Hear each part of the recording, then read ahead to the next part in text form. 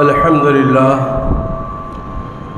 لله رب العالمين والعاقبة للمتقين والصلاة والسلام على رسوله الكريم أما بعد قال الله تعالى في القرآن العظيم والفرقان الحميد فأعوذ بالله من الشيطان الرجيم بسم الله الرحمن الرحيم ألا إن أولياء الله لا خوف عليهم ولا هم يحزنون صدق الله مولانا العظيم وبلغنا رسوله النبي الكريم إن الله وملائكته يصلون على النبي يا أيها الذين آمنوا صلوا عليه وسلموا تسليما اللهم صل على سيدنا ومولانا محمد وعلى آل سيدنا ومولانا محمد وبارك وسلم صلاة وسلام عليك يا رسول الله صلی اللہ تعالی علیہ وآلہ وسلم۔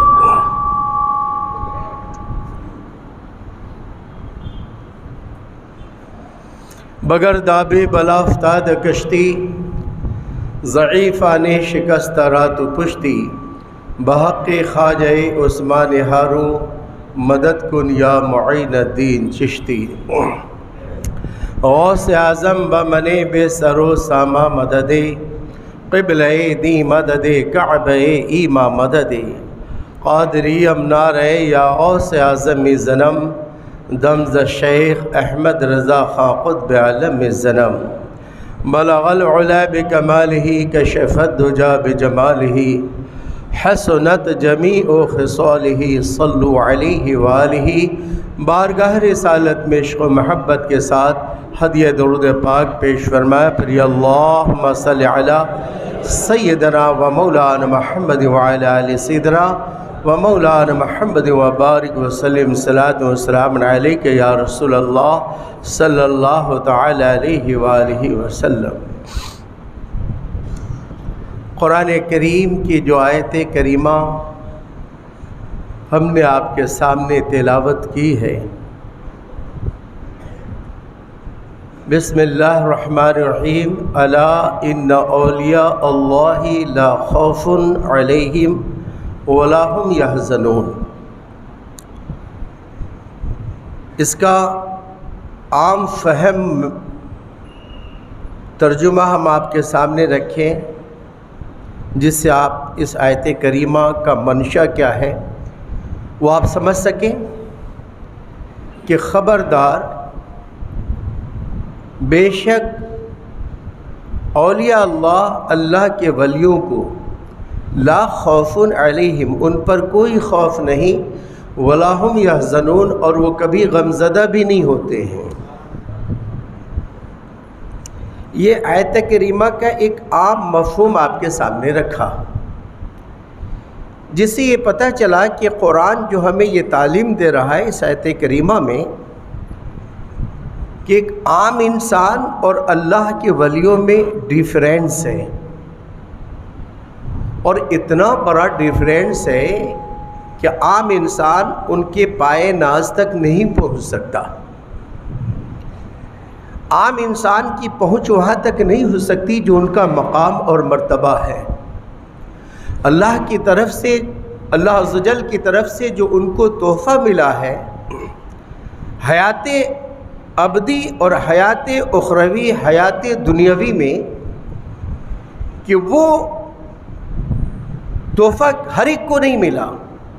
اسی لیے مجھے یاد آ رہا ہے کہ ایک جگہ پر امام اہل سنت اعلیٰ حضرت فاضل بریلوی رضی اللہ تعالیٰ عنہ ارشاد فرماتے ہیں، درجے کو آپ بتا رہے ہیں کہ خلق سے اولیاء، یعنی عام مخلوق سے جو سب سے بڑھ کر ہے وہ ولی ہے، خلق سے اولیاء، اور اولیاء سے رسول، اور رسولوں میں اعلیٰ ہمارا نبی ہے۔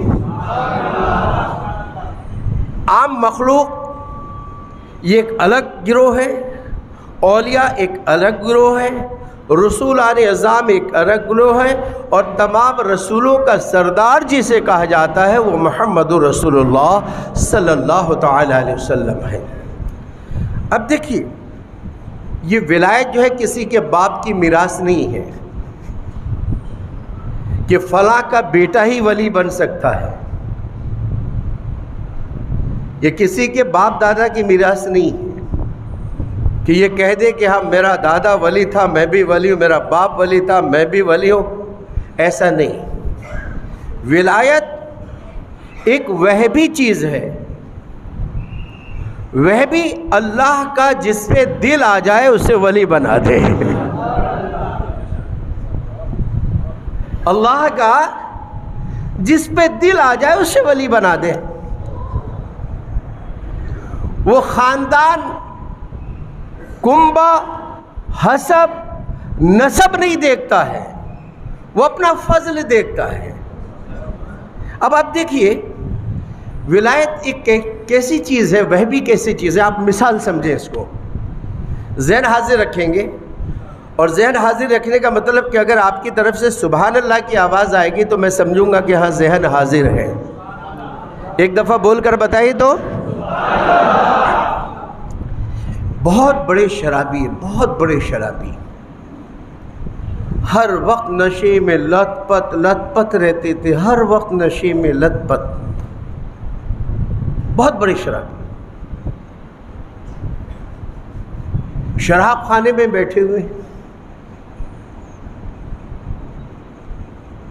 پی کے بیٹھے ہوئے.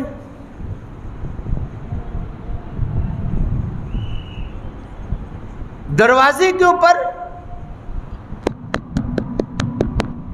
دستک ہوئی. شراب کے نشے میں بول رہے دیکھ تو دروازے پہ کون کھڑا ہے. جب دروازہ کھولا تو دیکھا شہر بغداد کا بہت بڑا ولی دروازے پہ کھڑا ہوا ہے.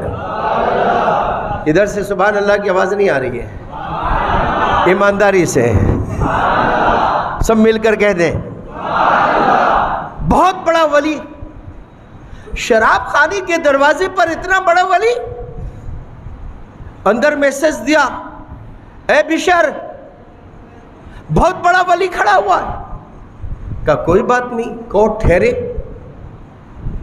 ولی کا نام سن کے بغیر چپل کے آپ دوڑے دروازے پر آئے. کہا حضور آپ اس دروازے پر، لوگ دیکھ کر کیا کہیں گے آپ کو؟ لوگ دیکھ کے کیا کہیں گے؟ میرے نوجوانوں، ہر دروازے پہ جانے کی ضرورت نہیں ہے، ہر جگہ جانے کی ضرورت نہیں ہے، اور ہر لوگوں سے اٹیچ ہونے کی ضرورت نہیں ہے. میرے آقا علیہ الصلوۃ والتسلیم ارشاد فرماتے ہیں اتقوا بمواضع التہمہ او کما قال علیہ الصلوۃ والتسلیم. میرے آقا فرماتے ہیں ہر تہمت کی جگہ سے اپنے آپ کو بچا کے رکھو. زور سے. اگر ایسا وقتی ہے جو سماج میں بدنام ہے اس سے دوری اختیار کرو، اس کے ساتھ فرینڈ شپ نہیں، بیٹھنا اٹھنا نہیں، چائے پانی نہیں. وہ بدنام ہے، تجھے بھی لے ڈوبے گا. کوئی ایسا گھر بدنام ہے ہرگز اس کے دروازے پر نہ جاؤ. کوئی ایسا وقتی بدنام ہے ہرگز اس کے دروازے پر مت جاؤ. اپنے آپ کو صاف ستھرا رکھو، اپنی چھبی کو صاف ستھرا رکھو، اپنے چرتر کو صاف ستھرا رکھو، اور صاف ستھرے لوگوں سے ملا کرو. سبحان اللہ. صاف ستھری میرے آقا کا آدیش ہے، میرے کملی والے کا آدیش ہے. نوجوانوں، خاص کر آپ کس سے دوستی رکھتے ہو اس کو خاص کر دھیان رکھو کہ آپ کس سے سنگت رکھتے ہو، کس سے دوستی رکھتے ہو. میرے آقا صلی اللہ علیہ وسلم کا آدیش ہے اتقوا بمواضع التہمہ. ایسی جگہوں سے بچو جہاں سے تہمت کا اندیشہ ہو، جہاں سے بدنامی کا اندیشہ ہو. ایسے لوگوں سے بھی بچو جہاں سے تیری عزت کا پامال ہو، تمہاری عزت و حرمت بدنام ہو. ایسے لوگوں سے بچو. اے اللہ کے ولی، آپ اس دروازے پر کیسے؟ سبحان اللہ. زور سے بولو سبحان اللہ. کہ یہ بشر حافی کس کا نام ہے؟ کہ حضور میرا نام ہے. بشر مجھی کو کہتے ہیں. کہ اللہ تعالیٰ نے آپ کو سلام کہا ہے. اللہ تعالیٰ نے آپ کو سلام کہا. کہا حضور میں؟ کہا بشر تم ہی ہو نا؟ کہا اللہ تعالیٰ نے آپ کو سلام پیش کیا ہے اور پیشل مجھ کو بھیجا ہے کہ جا کر بشر کو میرا سلام کہہ دو۔ حضور منیشے میں ہو، شراب خانے میں ہو؟ کہا کچھ بھی صحیح، جو اللہ کا پیغام ہے وہ میں نے پہنچا دیا، جو اللہ کا پیغام ہے وہ میں نے پہنچا دیا۔ اب تو آپ رونے لگے۔ ایک رونا مصیبت کا رونا ہوتا اور ایک آنسو بہانا خوشی کا ہوتا ہے۔ اللہ کرے آپ کو ہمیشہ خوشیوں کا آنسو نصیب عطا فرمائے۔ اللہ اللہ۔ اٹھے، چپل چھوڑا تھا، اللہ کا مزدہ ننگے پاؤں ملا تھا، اس نے طے کر لیا کہ اب چپل نہیں پہنوں گا، آخری سانس تک چپل نہیں پہنوں گا، آخری سانس تک نہیں پہنا، کبھی نہیں پہنا۔ اور آئے، غسل کیا، محضر کپڑا اپنے زیب تن فرمایا اور اللہ کی عبادت میں لگ گیا اور ہمیشہ کے لیے توبہ کر لیا۔ اور توبہ کرنے کے بعد وہ مقام ملا کہ حضرت امام احمد ابن حنبل رضی اللہ تعالی عنہ، جو 4 امام میں سے ایک امام ہے، امام اعظم ابو حنیفہ، امام شافعی، امام مالک، امام احمد ابن حنبل، حضرت امام احمد ابن حنبل رضی اللہ تعالی عنہ جیسے وقت کے امام ان کی صحبت میں جا کے بیٹھتے تھے۔ حضرت بشر کی صحبت میں جا کے وقت کا امام جا کر بیٹھتا تھا۔ ایک دفعہ شاگردوں نے کہا میرے آقا، بشر ایک جاہل آدمی ہے، کبھی مدرسہ دیکھا نہیں، کبھی دارالعلوم دیکھا نہیں، کبھی بزرگوں کی صحبت پائے نہیں، اور آپ ان کی صحبت میں بیٹھتے ہیں، تو توبہ کرنے کے بعد کیا مقام ملتا ہے وہ حضرت امام کے زبان سے سماعت فرمائیے۔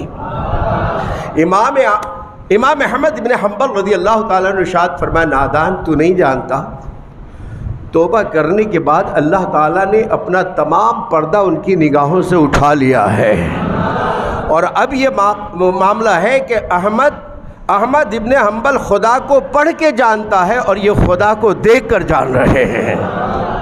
یہ مقام کیسے ملا آپ جانتے ہو؟ حضرت بشر حافی پی کر جا رہے ہیں، راستے میں ایک کاغذ کا ٹکڑا ملا، نظر پڑ گئی، اس لیے کہا جاتا ہے کہ رحمت خدا بہا نمی جو یدی،